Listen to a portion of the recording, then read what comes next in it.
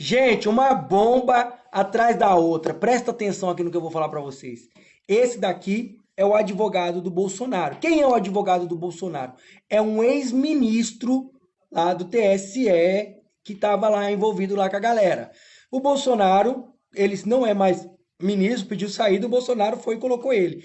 Gente, presta atenção no que eu vou falar para vocês aqui. Esse cara deu uma aula perante os ministros que estão julgando a causa de Bolsonaro, a inelegibilidade de Bolsonaro.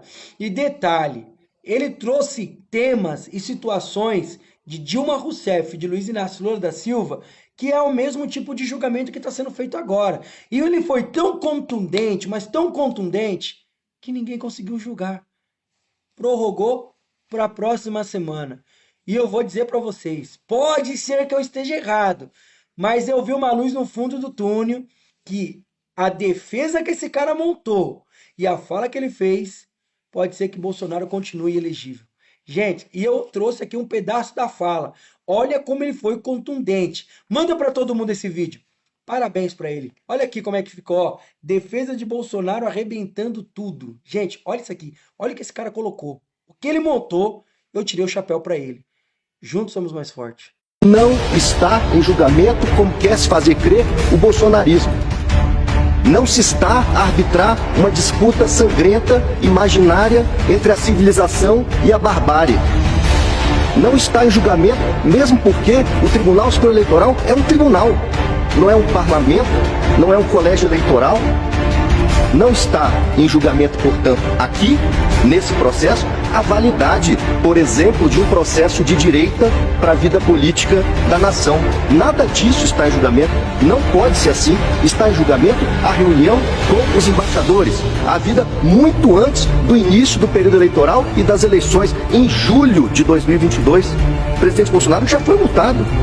Representações, não AGES, representações do PT, do PCdoB, do Ministério Público Eleitoral e do próprio PDT, sobre os eventos, sobre a reunião com os embaixadores. Em julgamento conjunto, o tribunal inclusive aplicou a multa de R$20 mil. Uma reunião com embaixadores é uma reunião com embaixadores. Isso não traduz uma base fática suscetível de apuração em ação de investigação judicial eleitoral. Era uma investigação para apurar a rigidez jurídica de uma franciscana reunião com embaixadores. Não tem absolutamente nada de uso de aeronave. Tem café, pão de queijo, sanduíche, suco, tem nota fiscal de R$9 mil. Em prédio público, sim, mas para tratar dentro de um diálogo institucional forte, dentro de um diálogo institucional público, sobre um tema que numa democracia substancial não poderia ser tabu. Um traço de abuso do poder. O ato foi eminentemente de Estado, foi institucional e oficial, fazendo uso do artigo 84(7) da Constituição Federal. Foi realizado na presença, não na presença de eleitores, não na presença de candidatos, não na presença de atores eleitorais no plano geral das eleições de 22. Foi publicizado, foram encaminhados convites ao TSE, ao Supremo, ao TST, ao TCU. O ministro Fachin, à época, chegou a responder dizendo que não iria. Foi despido de gravidade, notadamente para os fins alusivos a esse tipo de ação que a AGE, a reunião foi realizada, não o 8 de janeiro.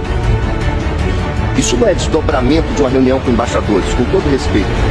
Já tinha se iniciado a instrução probatória, ministra Carmelo, já tinha sido ouvido o depoimento do chanceler Carlos França em dezembro, antes do surgimento dos fatos. E o processo não caminhou para trás para refazer esse depoimento. Aqui sim há um cerceamento do direito de defesa. No caso Dilma Temer, com todo respeito, a situação não é semelhante, a situação é idêntica. É idêntica. Havia referência na petição inicial de caixa 2 e o tribunal disse não podem ser levados para dentro do processo os achados posteriores relativos às investigações da Lava Jato. É idêntica a situação. E se disse naquela ocasião, na presente ação serão apreciadas as provas produzidas até a estabilização da demanda. Essa reunião nem de longe ostenta um caráter eleitoral. Essa reunião ostenta uma reunião de caráter diplomático. Todas as testemunhas, que inclusive foram ameaçadas pelo advogado que me antecedeu da tribuna, em uníssono disseram exatamente a mesma coisa. Não tinha nada de eleitoral.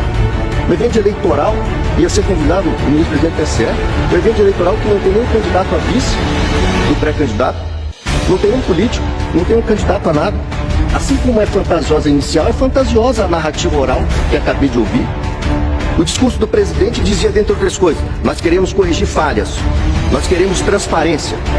A autora, com todo respeito, sem nenhum pudor, junta esse documento apócrifo, impertinente, sem qualquer conexão com a lide. Os achados que vieram do Supremo, o ministro Alexandre pode me corrigir se eu estiver errado, contém, por exemplo, uma perícia papiloscópica sobre esse documento, dizendo assim, não é assinado, não é datado, não possui identificação, jamais foi tocado por alguém que não o escrivão da Polícia Federal, que fez a diligência e não se ocupou de colocar nem luva de látex, e a advogada que acompanhou a diligência. São as duas digitais que estão nesse documento, que nem merece o nome de documento, porque não é identificado, não é datado. Chegaram a dizer, Tarcísio, você tem participação? Não, tem até erros de português nesse caminho. É um documento risível, é um documento que foi parar na casa do ministro Anderson, não saiu de lá e não teve propósito outro senão ir pro lixo.